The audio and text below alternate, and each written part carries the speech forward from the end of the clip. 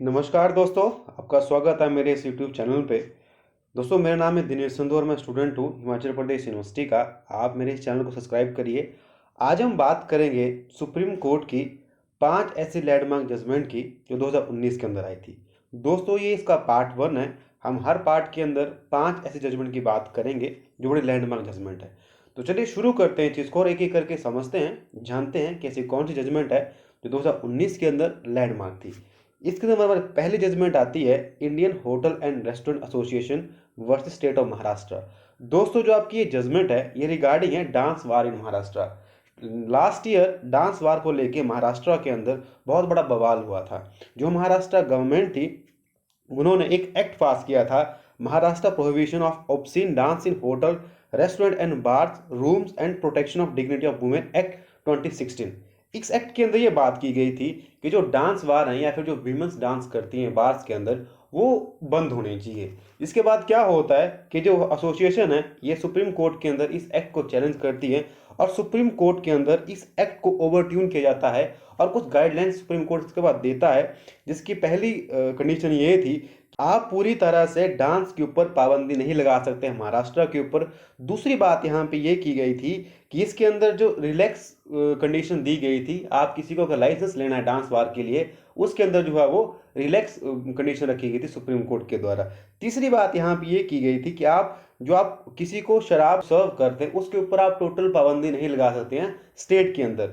और चौथी बात इसके अंदर ये की गई थी कि आप जो लोग डांस, जो लड़कियां होती हैं जो डांस वहां कर रही होती हैं, आप उनके ऊपर पैसे फेंकते हैं, करेंसी नोट उनके ऊपर फेंकते हैं, इसके ऊपर पाबंदी लगाई गई थी। और इस एक्ट के अंदर ये बात की गई थी कि हर डांस बार के अंदर, होटल के अंदर सीसीटीवी कैमरे लगाए जाएं। लेकिन सुप्रीम कोर्ट ने इसको भी अपहेल्ड किया था और इसको ये बोला था कि कहीं ना कहीं एक राइट है प्राइवेसी का जिसको ये एक्ट वायलेट करता है। तो इसके अंदर जो है वो ये बात की गई थी। अब हमारा सेकंड केस हमारे पास आता है Alok Verma versus union of India. दोस्तों, हम तमाम लोग जानते हैं कि जो आलोक वर्मा थे वो सीबीआई के डायरेक्टर थे और सेंट्रल गवर्नमेंट ने रातों रात जो है वो सीबीआई के डायरेक्टर की पावर को स्ट्रिप किया था। लेकिन इसके बाद क्या होता है कि जो आलोक वर्मा थे वो सुप्रीम कोर्ट जाते हैं और सुप्रीम कोर्ट का ऑर्डर आता है कि आप जो डायरेक्टर ऑफ सीबीआई है आप उसकी पावर को अपनी तरह से नहीं छीन सकते हैं।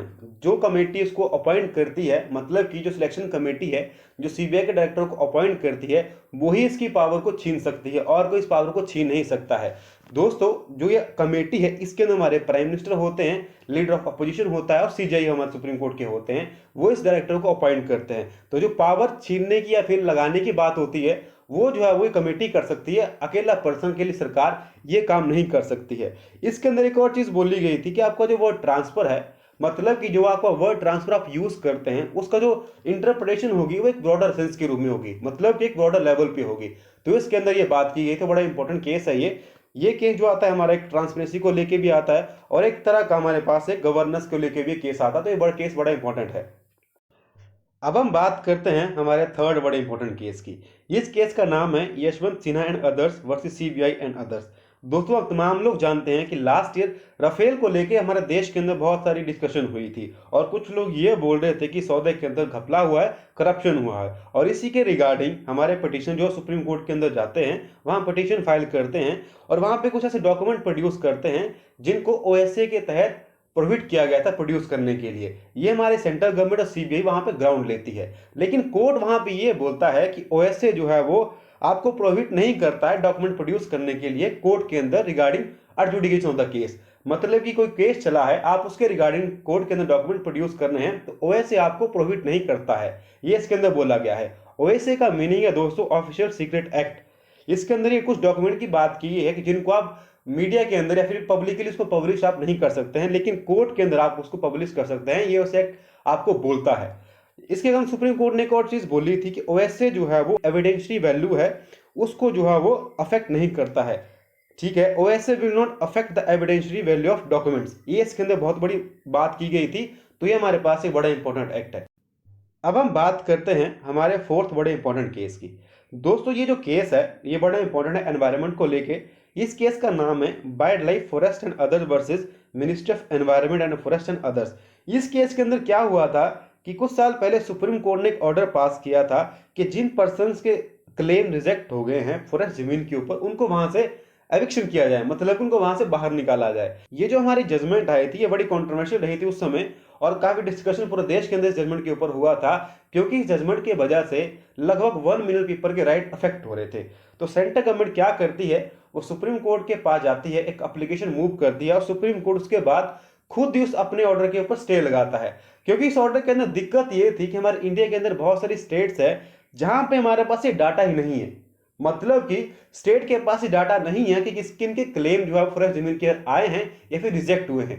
ये हमारे पास डाटा ही नहीं है, लोगों को वहां से बाहर कैसे निकाला जाए, ये इसके अंदर बहुत बड़ी दिक्कत थी। तो सुप्रीम कोर्ट ने अपने ऑर्डर को स्टे किया था और स्टेट्स को ये ऑर्डर जारी किए थे कि वो डाटा सुप्रीम कोर्ट के अंदर पेश करें रिगार्डिंग क्लेम्स ऑन फॉरेस्ट जमीन के ऊपर, ये इसके अंदर बोला गया था। ये बड़ी इंपॉर्टेंट जजमेंट है हमारे सोशल जस्टिस को लेके और हमारे एनवायरमेंट को लेके।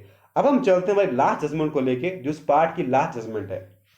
ये जजमेंट है India will created private limited and others versus government of West Bengal and others. इस केस के अंदर यह हुआ था कि जो हमारी वेस्ट बंगाल पुलिस है वो एक ऑर्डर जारी करती है सिनेमा ओनर्स को कि वो एक मूवी को ना दिखाए जो पब्लिक ऑर्डर को या फिर पब्लिक लॉ को कहीं ना कहीं कंट्रावीन करती है। मतलब कि एक मूवी थी बड़ा कंट्रोवर्शियल थी, वो उसको कंट्रावीन करती है, तो पुलिस वहां की ऑर्डर करती कि आप इस मूवी को नहीं दिखाए।